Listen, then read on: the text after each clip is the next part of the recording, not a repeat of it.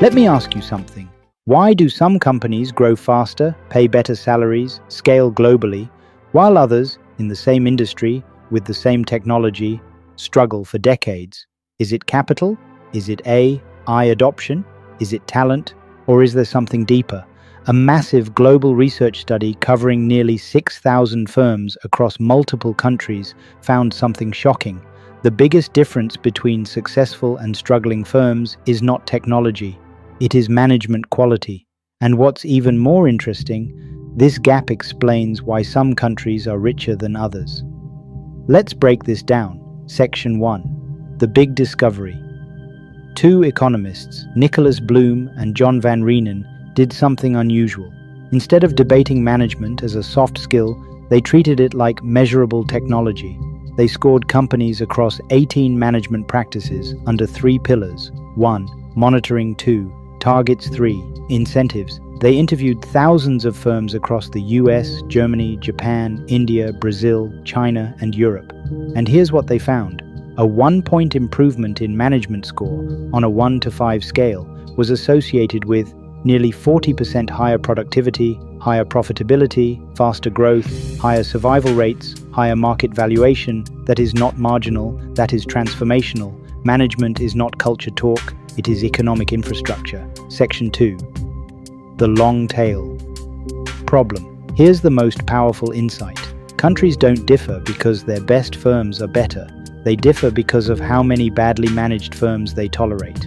In the US, very few extremely poorly managed firms survive. In India and Brazil, there is a thick, long tail of badly managed firms, and that tail drags national productivity. Now think about this in today's context. AI tools are everywhere. ChatGPT is everywhere. Automation tools are everywhere. But if management systems are weak, AI won't fix productivity, it will amplify chaos. In the AI era, management quality becomes even more important. Section 3. The Founder Trap. Now here's something controversial. The study found that family-owned firms led by family CEOs were, on average, badly managed. Founder-led mature firms also scored lower. Why? Because scaling requires systems. Founders are often great at vision, risk-taking, innovation. But scaling beyond 100+ employees requires performance tracking, merit-based promotions, removing poor performers, structured incentives. Charisma cannot replace systems. This is extremely relevant for the startup ecosystem. Vision builds the rocket, management builds the engine. Section 4. Competition creates better management. Another powerful finding. The more competitive the market, the better the management practices. Why? Because competition removes badly run firms. In protected markets, inefficiency survives. In competitive markets, inefficiency dies. Now translate that to your career. If you work in low accountability environments, low competition ecosystems, comfort-driven cultures, your skills will stagnate. Competitive ecosystems sharpen management discipline.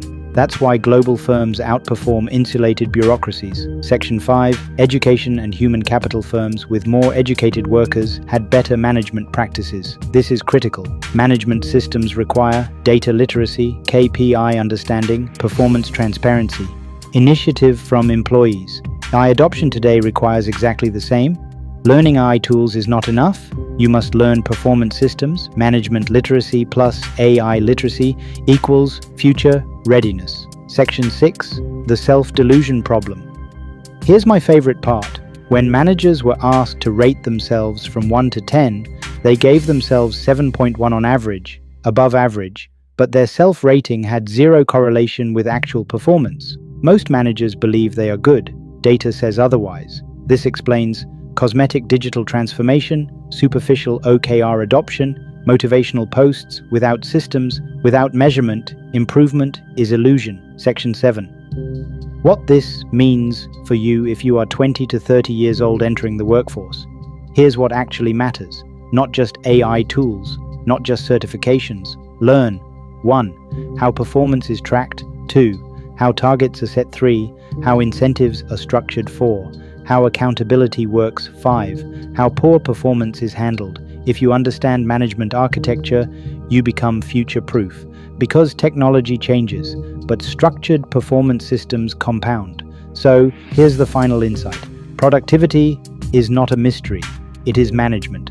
In the AI era, the gap between well-managed and poorly managed firms will widen. AI will amplify discipline and expose dysfunction.